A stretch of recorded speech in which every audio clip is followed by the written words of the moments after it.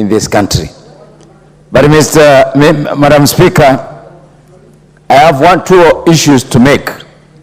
One, the matter of cost of living. Mr. Speaker, what I expected from this report is apportionment of the revenues that we collect that goes towards productivity in this country.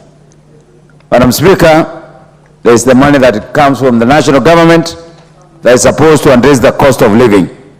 And there is money given to the counties that also goes towards the cost of living. Madam Speaker, sectors like water, sectors like agriculture, they all have a direct impact on the cost of living. Yet, Madam Speaker, when we're talking about the cost of living, and according to this report, all the missiles are focused on the national government, which I believe is not fair as far as the national government is concerned.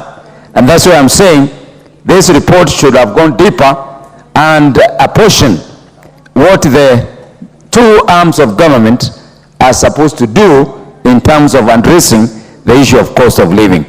Madam Speaker, the cost of living is a subset of so many factors, and those two are not the only ones, because we have nature.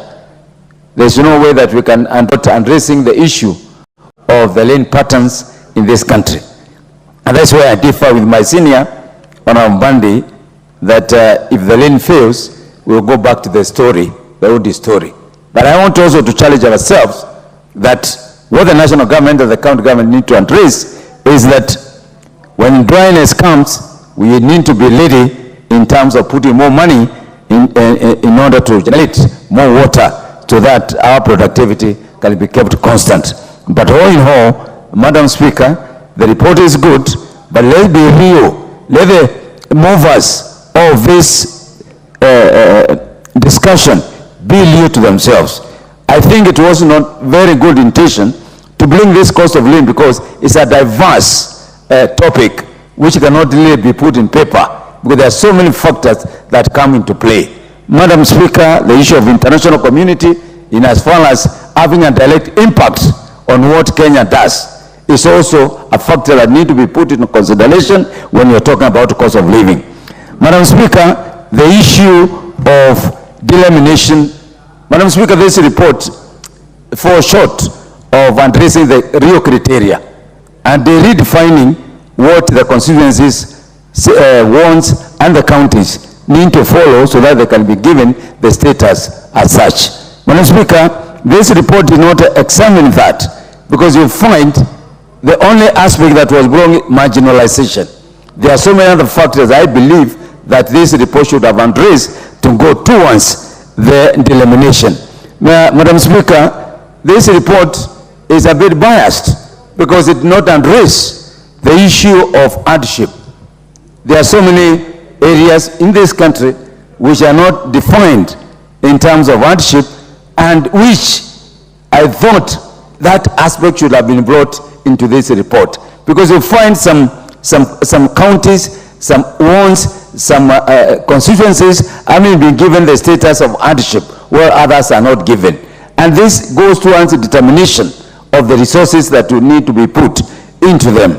Madam Speaker, the many Kenyans have lost faith in IBC because it has been loaded with a lot of problems. Madam Speaker, I need to ask ourselves, how many Kenyans vote? That's the basic question which has not been answered or asked in this report. You will find that only an average of 60%, what goes on with the other 40%? And who addresses why they don't vote? So I thought this report will bring that aspect properly, while 40% on average of Kenyans don't vote. Because this is very important.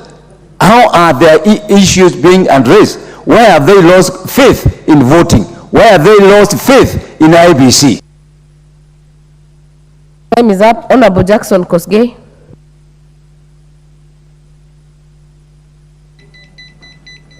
Thank you, Madam Speaker.